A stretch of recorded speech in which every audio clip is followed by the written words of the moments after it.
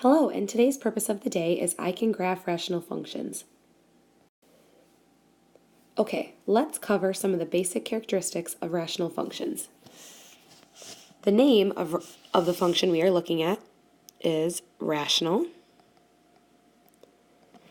The parent equation for rational functions are y equals 1 over x, similar to what we saw for inverse variation, or we could rewrite that as x times y equals 1. Or we could even say with function notation, f of x equals 1 over x. The general equation for rational functions is y equals a over x minus b plus c. And we'll talk about those different characteristics in just a little bit. Now let's go ahead and let's graph before we talk about some of the properties of rational functions. So if I were to graph this, the parent function y equals 1 over x, I need to plug in a few values into my table for x. So I'll choose values such as -2, -1, 1, and 2. So if I plug in -2, I have y equals 1 over -2, which is -1/2. If I plug in -1, that gives me y equals 1 over -1, which is just -1. If I plug in 1, y equals 1 over 1, which is just 1. And when I plug in 2, I get y equals 1 over 2, so 1/2. So let's go ahead and plot these on our graph right below. So you can see that I've graphed the few points that I put into my table, and I have what's known as a hyperbola for my graph. So a couple of the properties that we see here are we see two different asymptotes. We see a horizontal asymptote and a vertical asymptote. As I zoom in on my graph here, let's look at the horizontal asymptote. So I can see that both of my graphs for my hyperbola is getting very close to the x-axis, which would be at 0, but they're never actually going to touch. So that is at y equals 0, that is my horizontal asymptote. Now, if we go back and look at the general equation here, you can see that there's a plus c. Now, that c goes along with your horizontal asymptote. Here, our parent function that we graphed was y equals 1 over x plus 0, hence our horizontal asymptote was 0. So this could be, in other words, y equals c. So whatever that number is will be the horizontal asymptote. Now, let's look at the vertical asymptote. I can see that on both of my graphs for my hyperbola, they're getting very close to the y-axis, but will never actually equal the y-axis. So this is my vertical asymptote. Again, I called my horizontal asymptote HA, and we have VA for vertical, so just shorthand. And this is at x equals 0. Now, you are going to see a relationship here with the denominator, this x minus b here for our parent equation. We just graphed, 1 over x, and the denominator there, that was just x. We didn't have a plus or minus anything, but really here, this is going to be part of our vertical asymptote. So if we were to set this up here, then this would look like x minus b equals 0. Add b to both sides, x equals b. So whenever we have a value in our denominator, either adding or subtracting with our x, that is just going to be the vertical asymptote. Here, we just had 1 over x, y equals 1 over x. So if we just set that denominator equal to 0, x would equal 0, that actually is going to be our vertical asymptote. Some properties about rational functions are that we have a horizontal asymptote,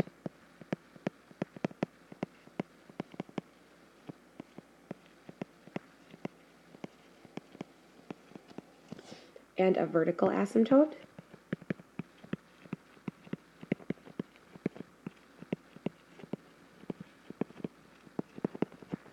And then both of the graphs to make this hyperbola have smooth curves.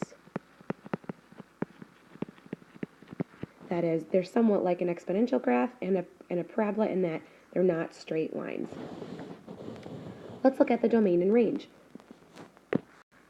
So for the domain, all the x values, we can almost, have anything we would like for the x values except what is our vertical asymptote. That's the only x value we'll never be able to actually hit on this graph, which would be at x equals 0. So here's the notation we're going to use for domain. I'm going to write in brackets, and let me make a better bracket here. And we are going to say for all x's such that x is not equal to 0. Close our bracket. So that means that x just cannot equal 0. And for our range, we'll make our bracket for all y's such that, now if we look at our y values, what is our horizontal asymptote? Well, what can y not equal vertically? That is 0 at y equals 0. So our range is for all y's such that y cannot be 0. And this is just this case. In other examples, this won't necessarily be the case that the domain and range can both not be 0. Let's look at a little bit more about rational functions. Goal number 1 that we want to complete, identify excluded values. This is otherwise known as finding the vertical asymptote. An excluded value is any value of a variable that results in the denominator being 0, since the division of 0 is undefined. So state the excluded value for each function. Hint, set the denominator equal to 0 and solve, because again that will result in being undefined. So on number 1, I am just going to set my denominator, which is x, equal to 0, and that is my excluded value. So my answer here is just x equals 0. All right, let's look at number 2. Now I'm going to set x plus 2 equal to 0 and solve. And so my excluded value here is x equals negative 2.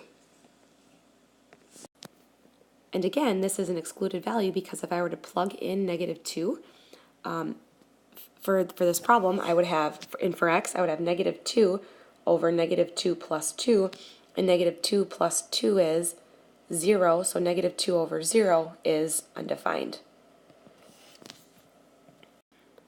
All right, number 3, now I'm going to set 2x plus 1 equal to 0.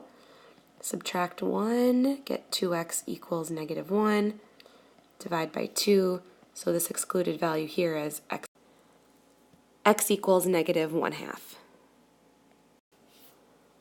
All right, and now our goal number 2 is to identify and use our asymptotes to graph. Okay, so step 1 says identify and graph the asymptotes using dashed lines.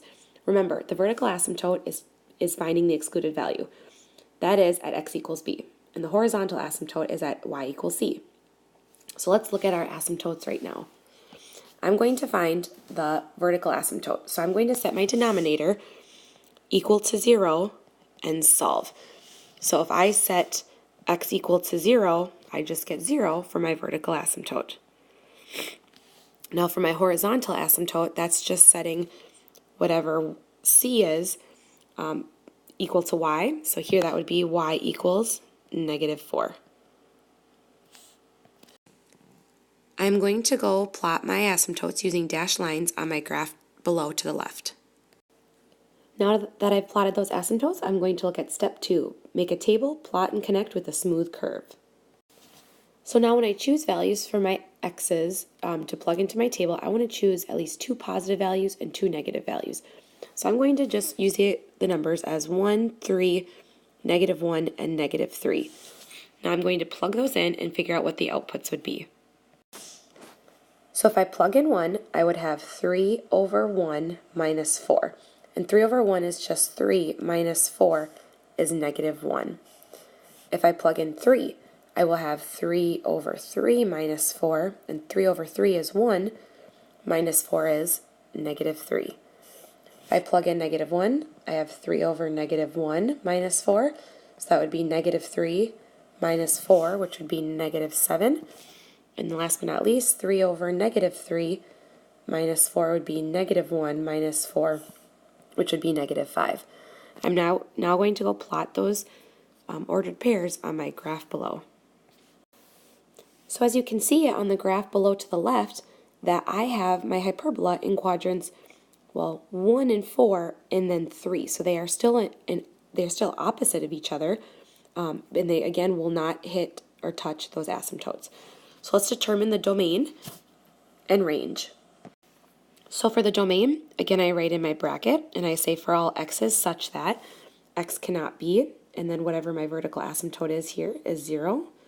And then for my range, for all y's such that y cannot equal, here my horizontal asymptote is at -4. So that is my domain and range. And here are the characteristics and graph of the rational function y equals 3 over x minus 4. And please feel free to take a look at this extra example. We will be covering this example in class to recap the notes. Thanks for listening. Have a great day. Bye-bye.